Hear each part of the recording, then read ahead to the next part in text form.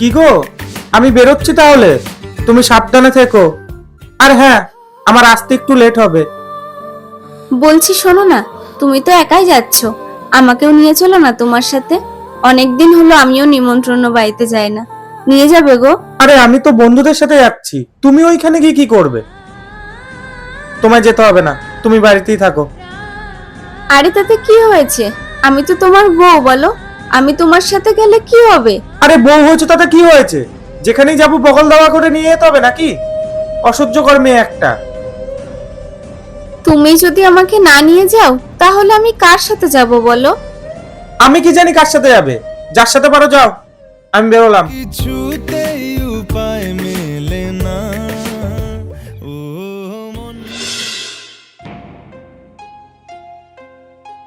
কিরে তোরা কোথায়? আমি কিন্তু বেরিয়ে গেছি, তোরা কখন বেরোবি? এই তোরে এক্ষুনি বেরোবো। আর বলিস না, বউটা রেডি হতে এত দেরি করে না। বউ রেডি হচ্ছে মানে? তুই কি বউ নিয়ে আসছিস নাকি? হ্যাঁ, বউকে তো নিয়ে যাবই। কেন রে, তুই তোর বউকে নিয়ে আসছিস না? না মানে, ঠিক আছে, তোরা আয়।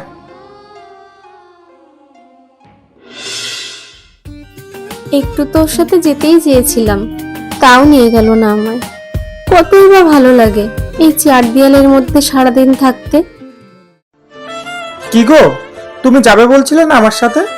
চলো, রেডি হয়ে নাও, আমরা একসাথেই যাব। কেন, তুমিই তো তখন আমাকে নিয়ে যেতে চাইলে না, তাহলে এখন কেন বলছো?